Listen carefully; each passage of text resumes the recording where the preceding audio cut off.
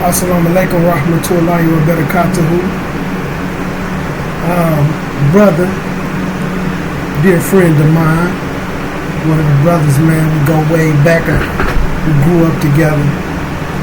In my comment, he asked me about a hadith, about the hadith by Hadith bin Yamin, one of the Sahabas, where the hadith about where he used to ask Rasulullah sallallahu alayhi wa sallam about the evil that would come during the times of Islam. So I kind of wanted to break the hadith down because over the years I've heard people kind of discuss this hadith or mention parts of it because of what they heard, but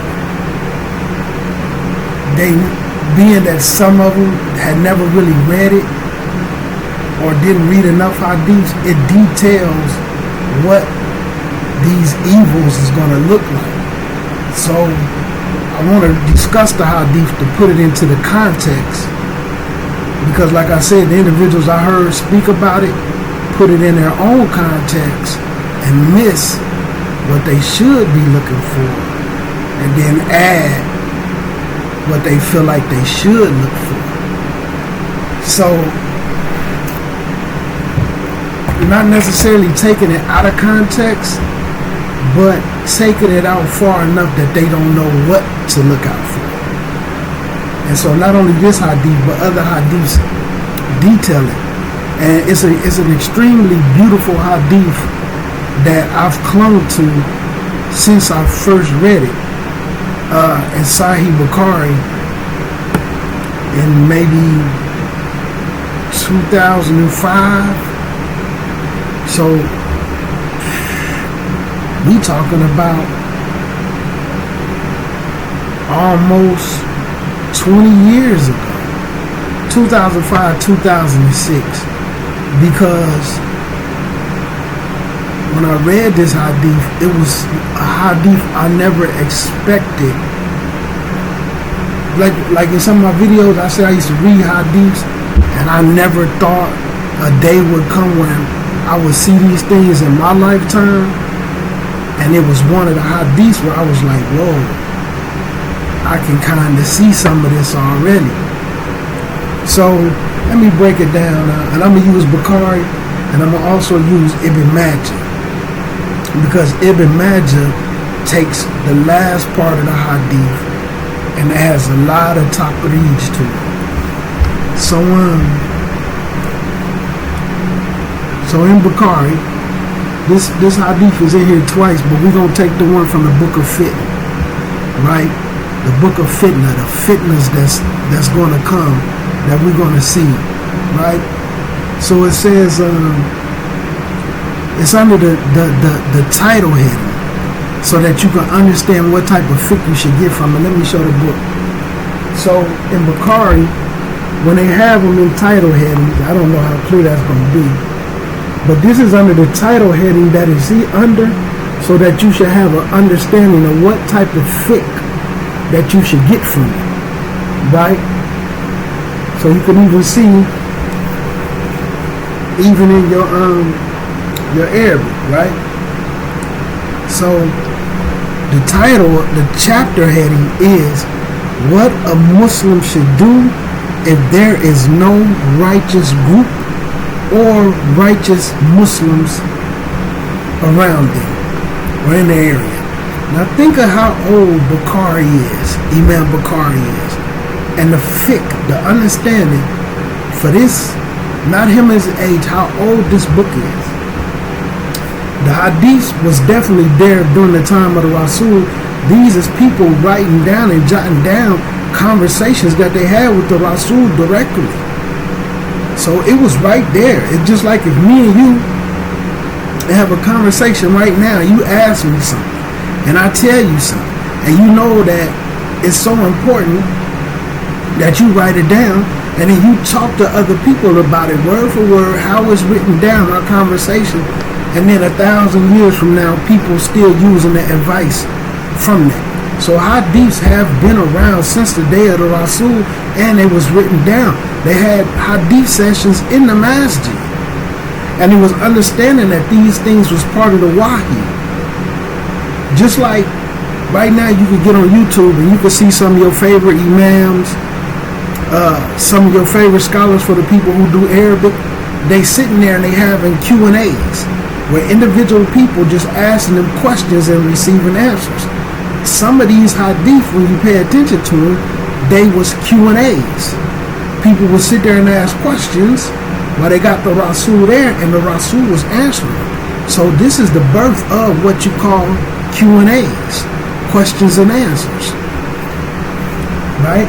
So look, as for the hadith, narrated, Hudayfa bin al-Yaman said, the people used to ask Allah's Messenger sallallahu alaihi wasallam about the good, but I used to ask him about the evil, lest I should be overtaken by it. So he's saying I asked about the evil so I know what to look out for.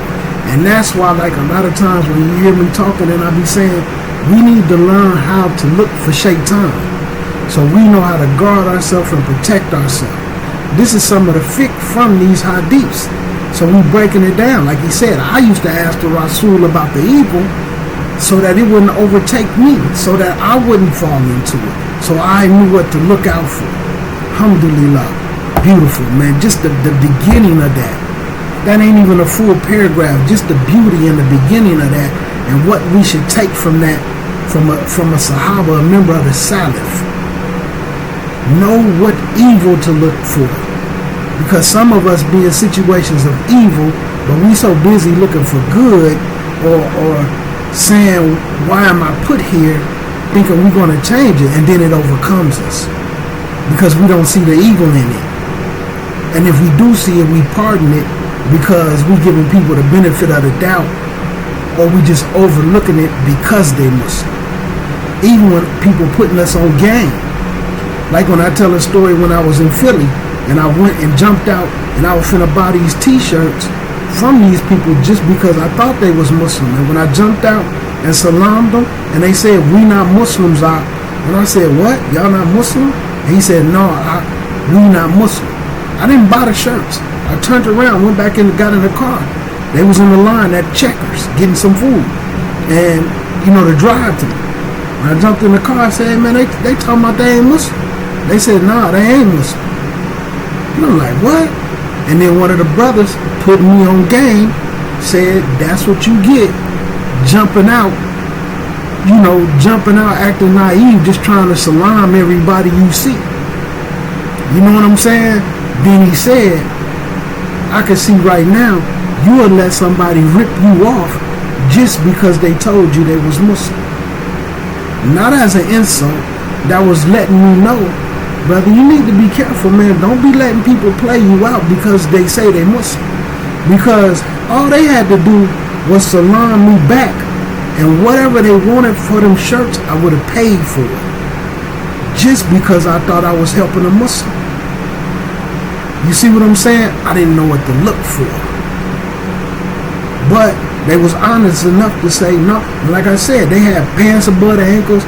They had on kufis, but they wore them like this. They was pulled down snug, but they had them on their head like this. You know what I'm saying? And they had on like dashikis and big beards.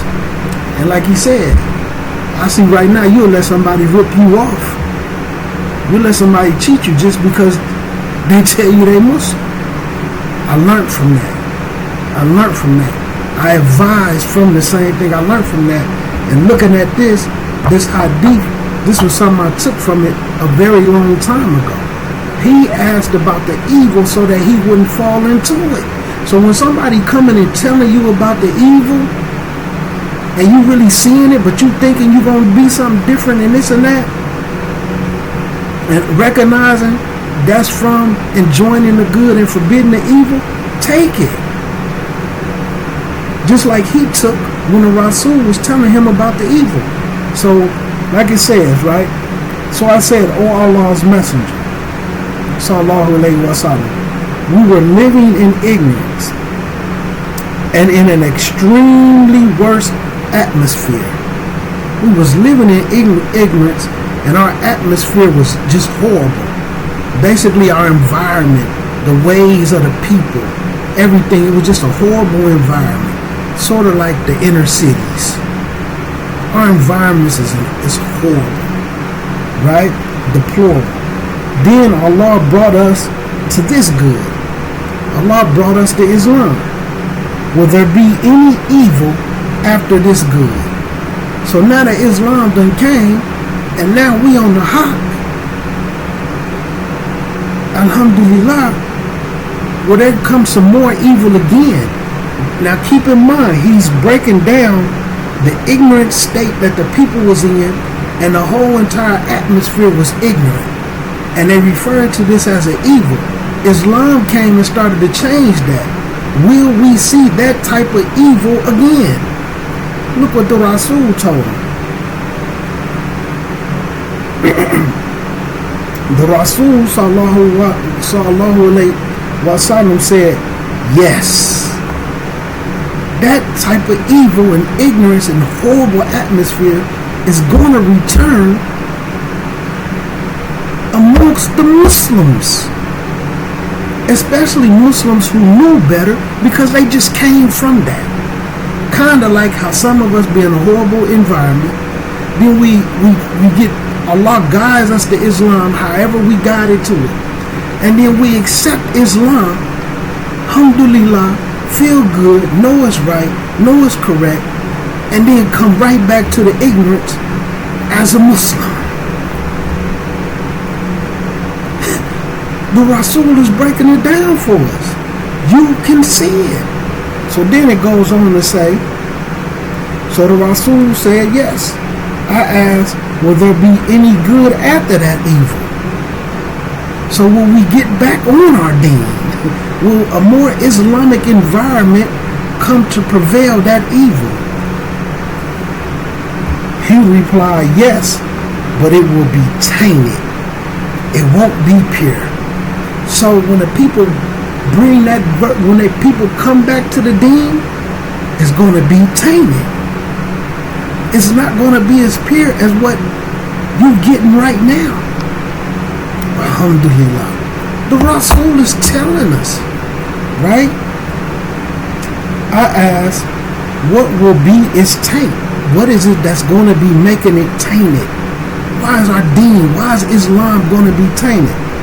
The Rasul said, there will be some people who will guide others not according to my sunnah.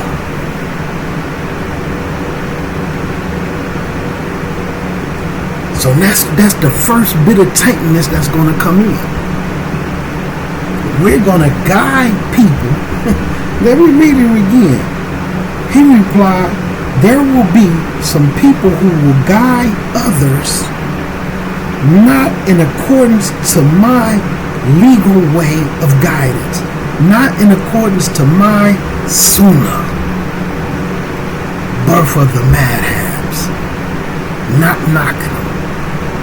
People are going to come and start to guide people by what they feel like Islam is. Bid'ah. This is the first bit of taintness that's going to come in. Bid'ah, innovations, changing the religion for what they think is better. And I love, like, even in the English translation, how they put the legal way of guidance. What's legislated. They're going to go against what's legislated. The Rasul warned of this. So now you're going to have the version of the people coming back to the deen, but now there's going to be some people from those Muslims that's going to guide people in accordance to what they feel like is Islam. They finna start tearing down the Sunnah. So boom, that's one of the evils that we need to look out for. Individuals who pressed to go against the Sunnah and going against the Quran and the Sunnah, be it in a masjid, be it on the street, wherever they is, in the prisons, wherever they is. See, this is the beauty of these hadiths. That's the first thing that's going to come. That's the first evil that's going to be amongst the Muslims. Muslims is going to guide other Muslims in accordance with what they feel and reject what's legislated. And you can see it. Look what else it says, right? But look what he said, though. You will approve of some of their deeds and disapprove of other deeds. Some of it you're going to be okay with. And some of it you're going to be displeased with. But people just going to go along with it. You know what I'm saying? It ain't going to just be like, okay, what they doing is wrong. Let's stand on it and correct it. We just going to be like, you know, I like what y'all doing. But then give it to other brother. But I don't like this part. But we just going to let it stand. That's part of the evil. Not only is we gonna see it and know it's not in accordance with the Quran and the Sunnah, but some of it we gonna be okay with it, and some of it we not gonna be okay with. This is coming directly from the mouth of Rasulullah wa Nabi sallallahu alayhi wa sallam, directly from the Rasul mouth. And right now you could see it. Some of it, we actually okay with it. And some of it displeases us. But we ain't gonna do nothing either way. As a matter of fact, we might just start doing it even if it displeases us, because everybody is doing it. But like I said, and this is why I wanted to read the hadith when he asked about it, because I hear people discussing this and throwing out little sayings like, yeah, you know, well, they used to ask about the evil and this and that, but you involved in the evil. You involved in the evil. And you don't even care. I've heard Muslims say out of their mouth, when the evil is discussed, they say out their mouth, that don't bother me. I ain't got a problem with none of that. Just like the hadith say. Yeah, go against the Quran and Sunnah, but I worship Allah. I ain't got a problem with what they doing. Yeah. And then from that, then I started to hear other Muslims who sat around and heard this and was involved in this conversation saying out their mouth also, hey, I ain't got a problem with it either.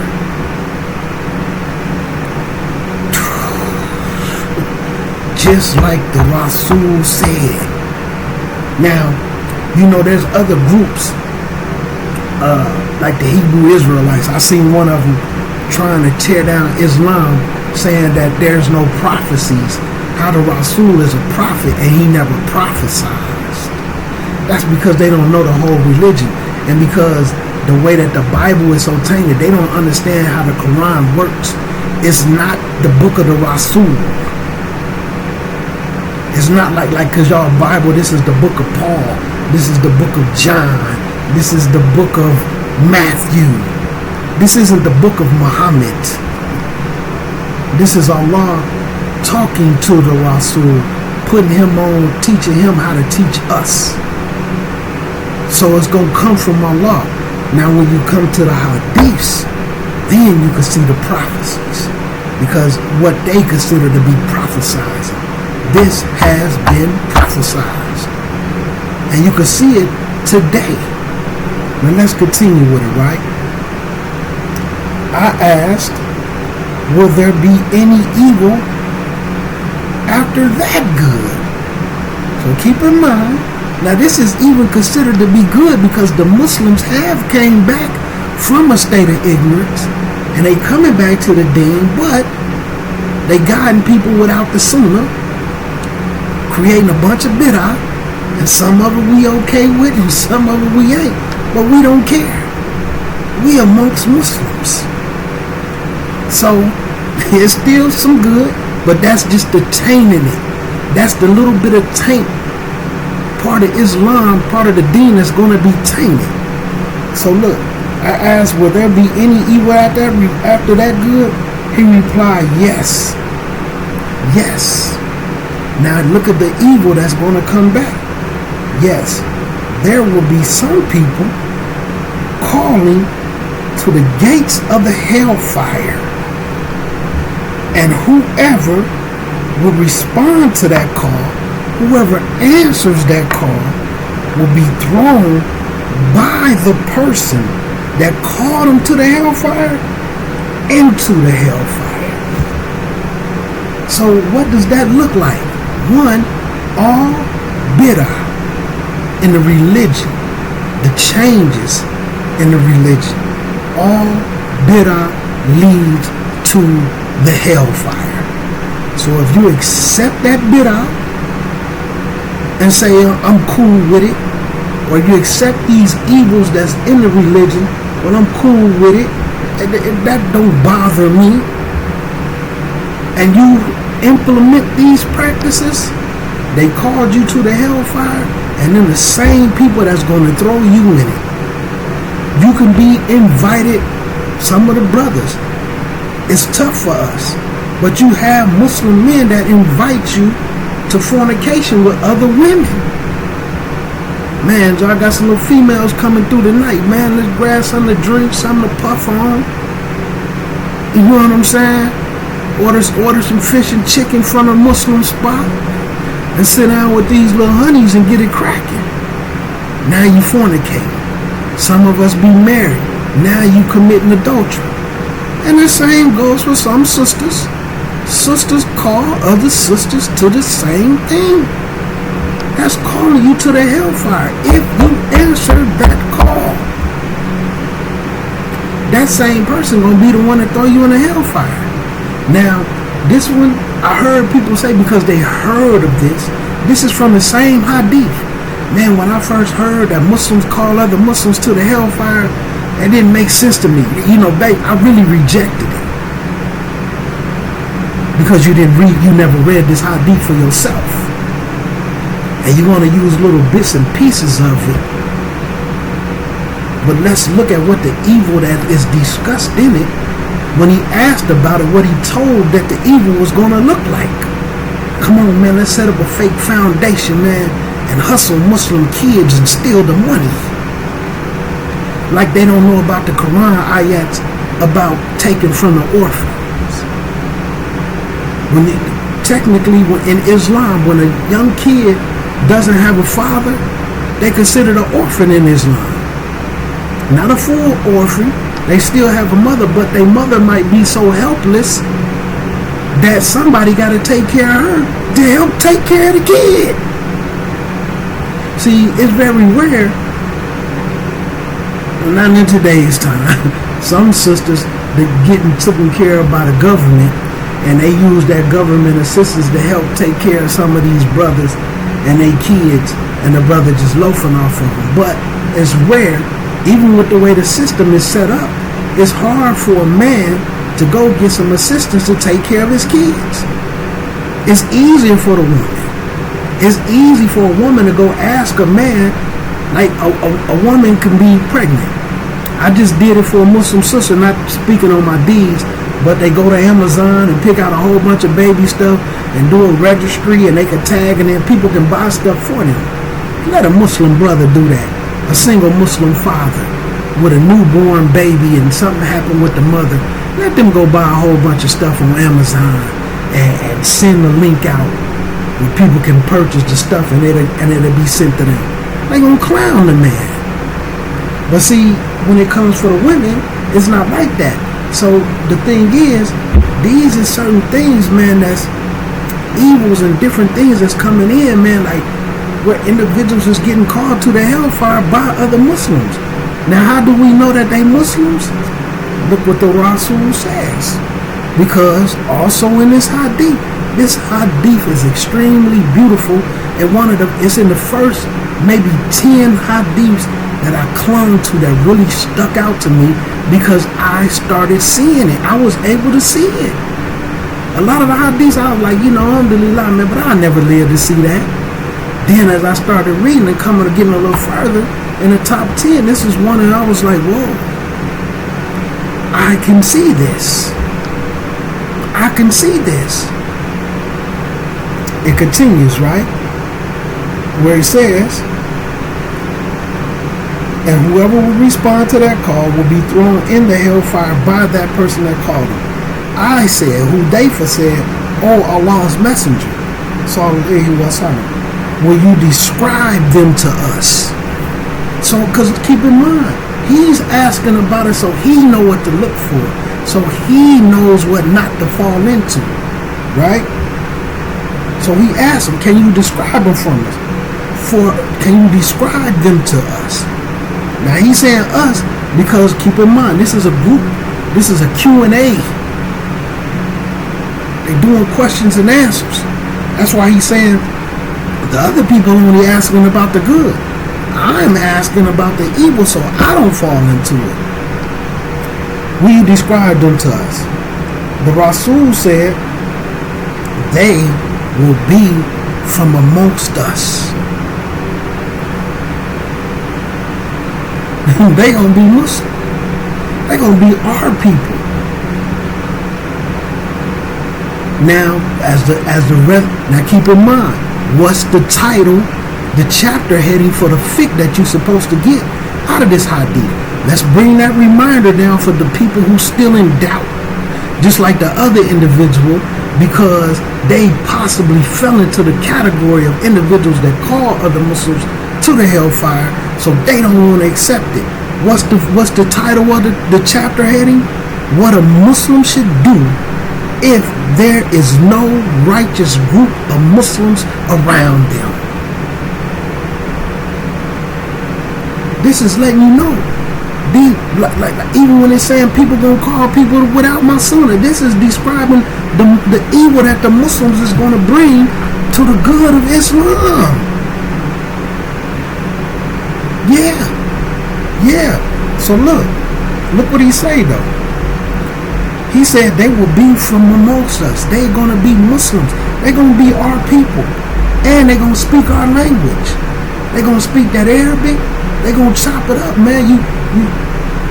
You're gonna be surprised. It's gonna be surprising to you. It's gonna be us doing it. And when you're familiar with more hadiths, it's gonna make even more sense. Now look what he says though. I said, what do you order me to do if such a state should take place in my lifetime? Now he's starting to get spooked. Like, the way you talking, this is something that we might experience.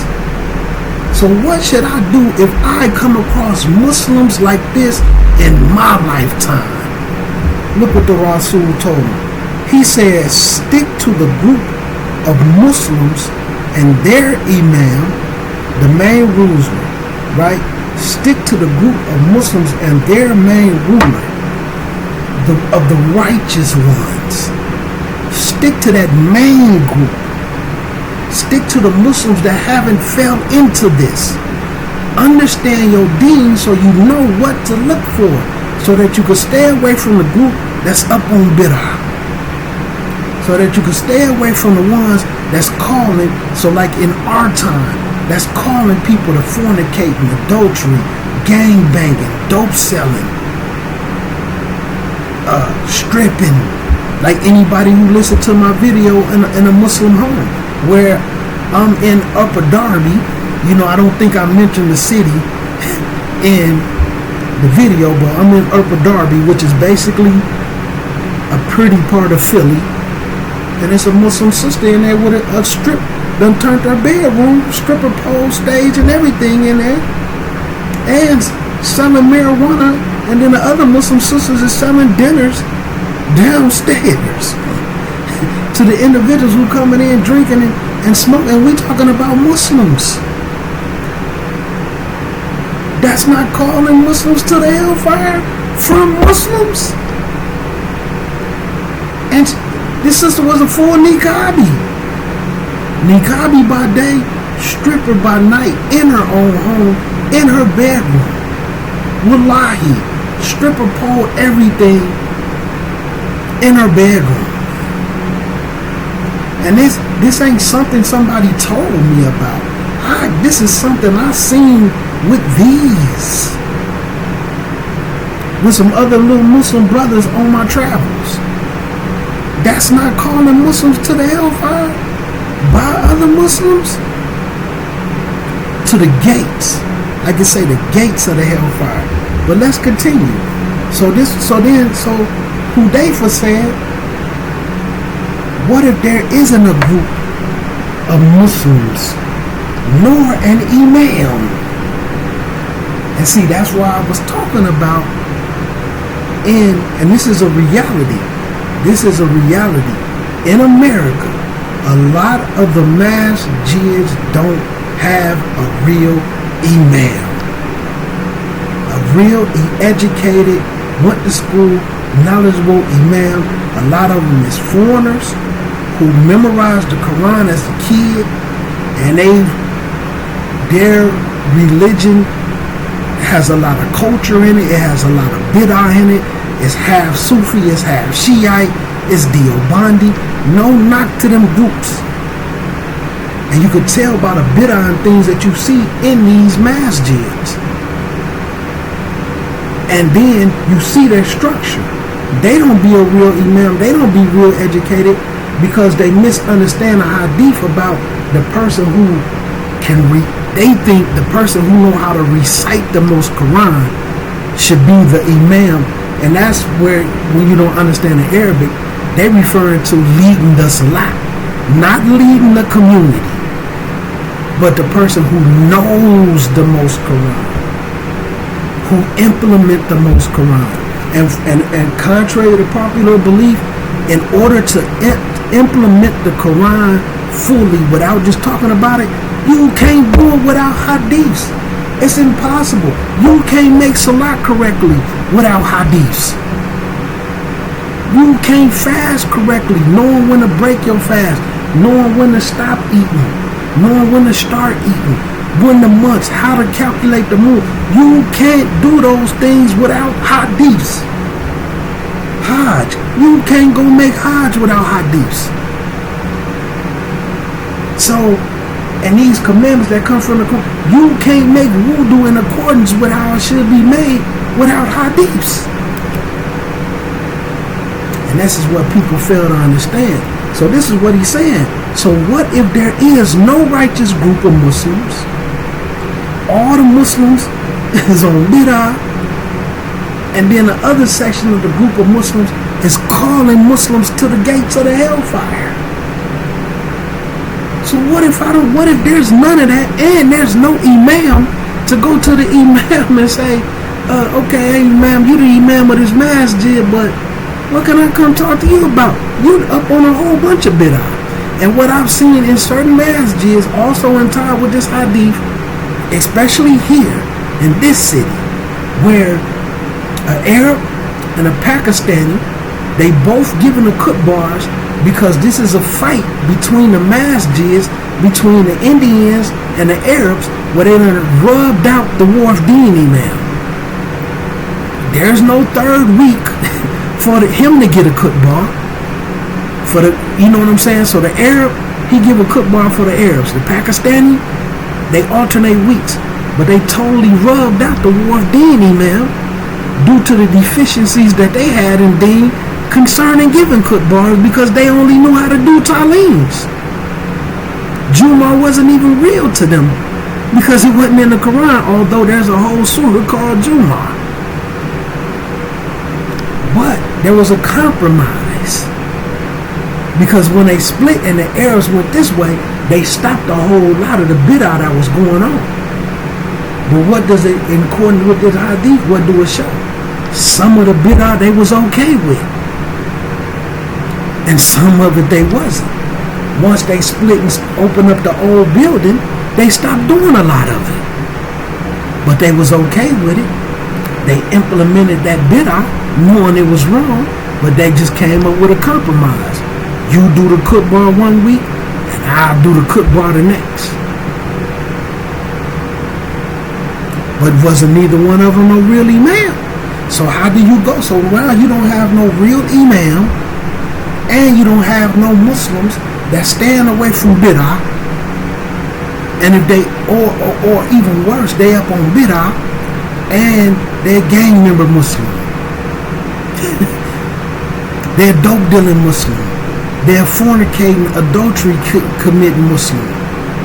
They running around playing, wearing Islam on their body for likes and approvals. What do you do when you surrounded by that?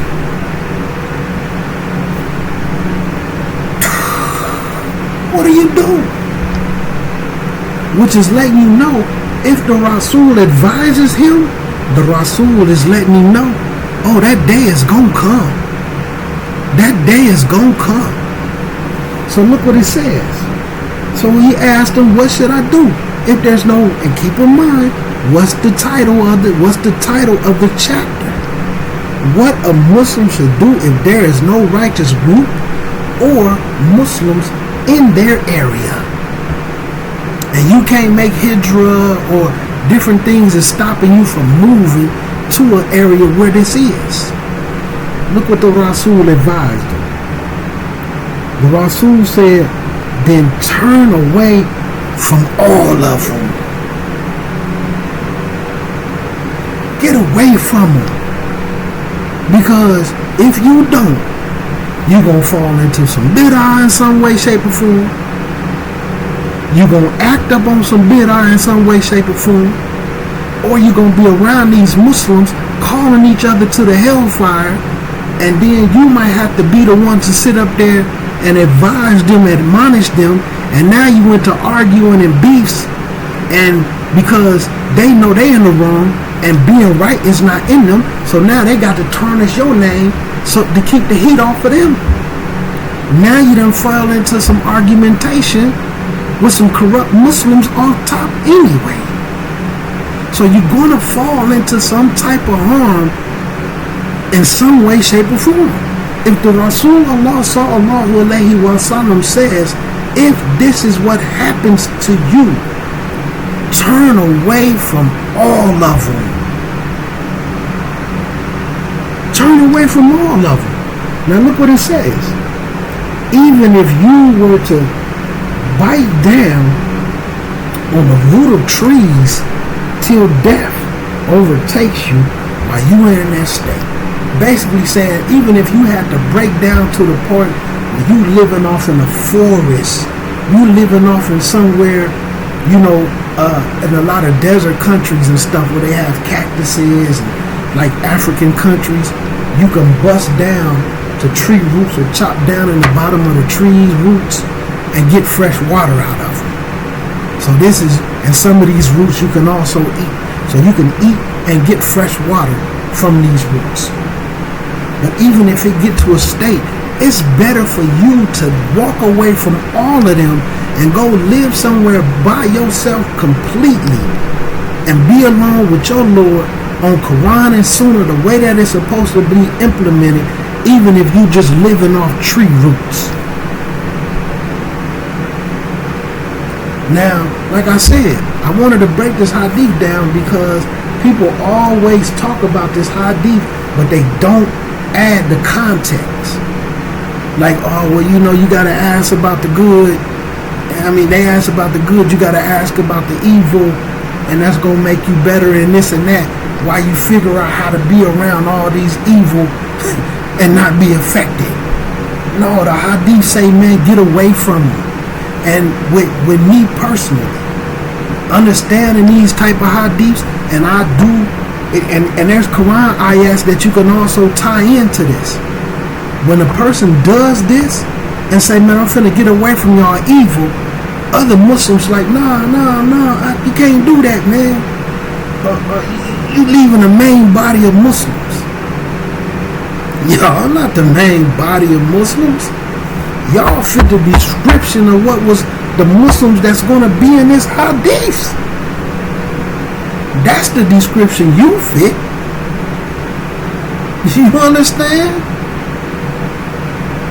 Get away from them. So I just wanted to break that hadith down, man. I don't want this video to get too long, and I need to go ahead and do what I got to do, man. You know, I got some things going on, so alhamdulillah, man. And may Allah protect us all.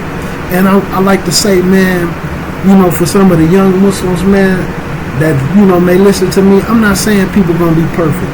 People going to fall into things, man. I accepted Islam as a teenager, and I can say this. I fell into all the things that you can fall into. Okay?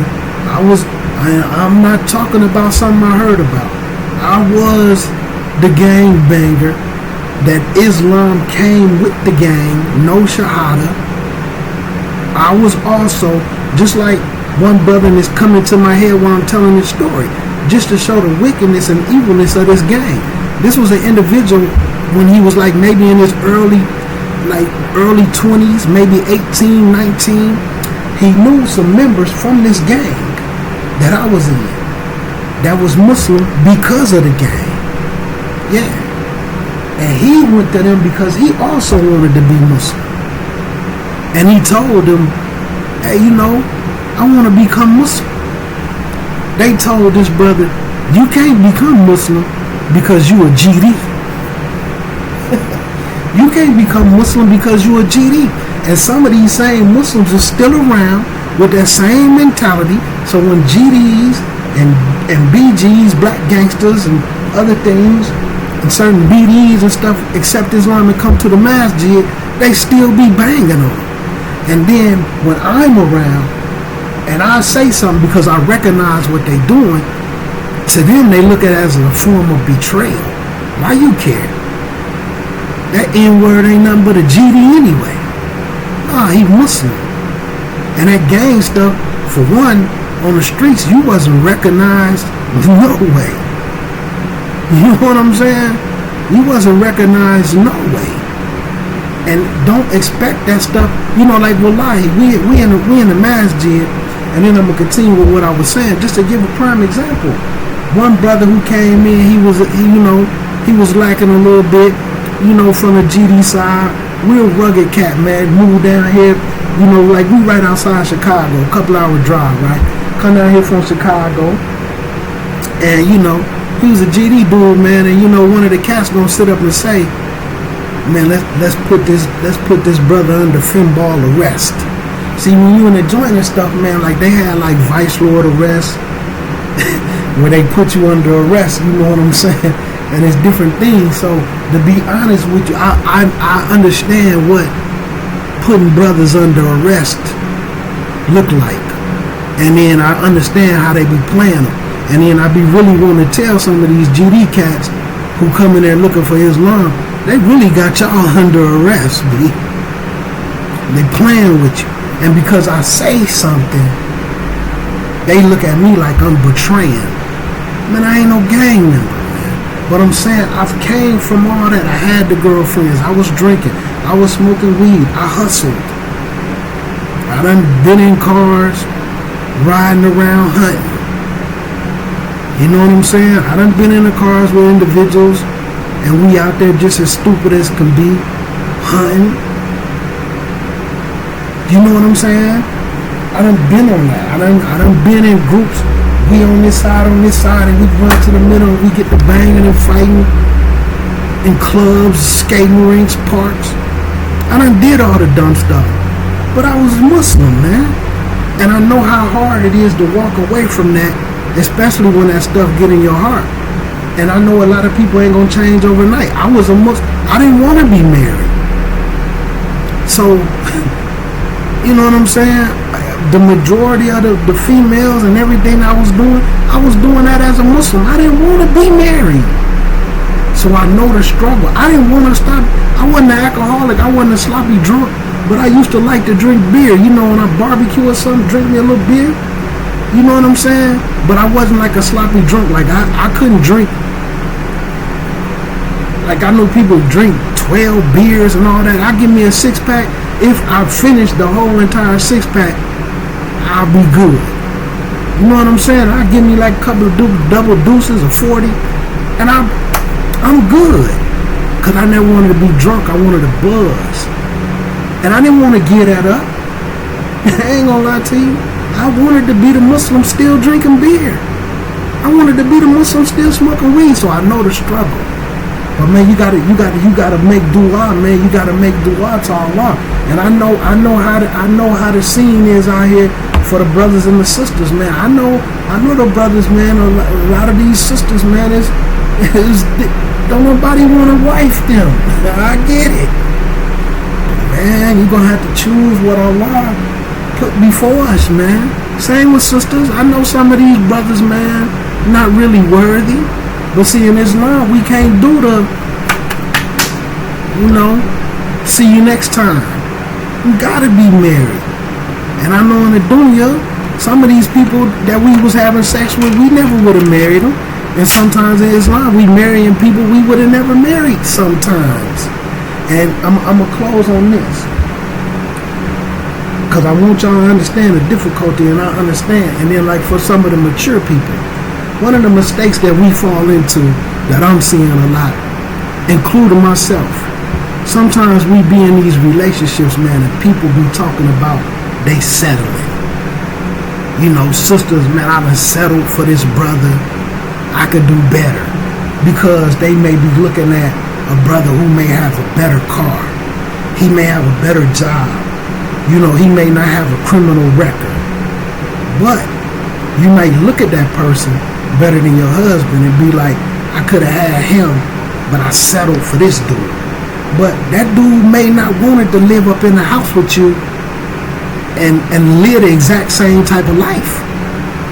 Yeah, y'all probably could have had y'all some sex, but y'all look at that not knowing if that person wanted to live that same type of life with you, talking about you didn't settle. And some of the brothers do the same thing. Oh man, I done settled for this sister. I could have had this and that. That other sister probably don't want to sit up in the house with you and listen to your mouth, and ain't gonna do it. You see what I'm saying? And then a lot of these brothers, this is something that they don't want to accept. When they female these sisters that they be married to, and then they be running around here with all this different behavior and all these deficiencies, and then they want to knock them, but not realizing that sister is a reflection of you. She's the female version of you, dude. She learned how to be you. She learned how to be an old crackerjack bot Muslim from you. She just like you. Lying, conniving, Caslan, Jidden, extremely lazy when it comes to learning, faking their way through it, exactly like you. But see, they knock them, and all this unsettling. Just because that person you look at that might be a little prettier, might be a little thicker, you don't know if that person wanted to do what this person is doing with you. That's your ego talking about you settled, instead of being grateful that Allah gave you a spouse to be with.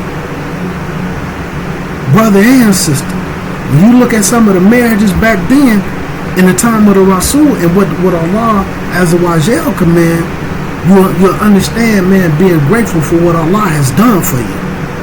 Because Allah can put you, it's easy for Allah to put you in a situation, you might be by yourself for 10, 15 years. You might not never get a spouse. You might not never have a sex partner. You know what I'm saying? And then these people who get married, like these sisters promote themselves. They main thing, especially on the East Coast. I cook, I clean, I never leave the house. And I have sex when you want it. Then when a brother marries you for what you promoted, oh no, he never take me out. Hey, you a stay in the house person, remember? He think I'm supposed to sit around and cook all the time. You promoted yourself as a cook, didn't you? He only married me for sex. That's what you promoted. So don't get mad when the brother marries you for what you promoted. Same with these brothers, man. I got this money, woo out the woo. And now sister marry you because, okay, you can take care of me and these kids. Then you want to pout about taking care of her and the kids. That's what you promoted. So that's what you got married for. Man, we need to start being grateful, man, for what Allah has given us. And quit thinking we done settled or thinking the grass gonna be greener on the other side, and we running around here fornicating and looking at all these kafirs and all this other stuff when you don't know outside of sex, that same little rigmarole them other people go through with you, they might not want to lay in the bed and sleep and wake up with you. Male and female. They might not want to wake up with you. You don't know what you want, so they coming around with all this settling stuff like they know for a fact they had something better. And what the problem is, sometimes they did have something better and they lost it. And they messed it up. And then they end up with somebody else talking about they settling. That person might be settling too. But be grateful for what Allah done gave you is what you need to do. But so like I say, man, young brothers, man, I done been through it, man, and I know the difficulties, man. And the best thing to do is to get away from the people that's continuing to call you to it, whether they Muslim or not Muslim. Whether they Muslim or not Muslim. Whether it's your girlfriend or whether it's your boyfriend. For the Muslim sisters who got a kafir boyfriend and for the Muslim brothers who got a kafir girlfriend. What's with Allah is better. Assalamu alaikum wa rahmatullahi wa barakatuh.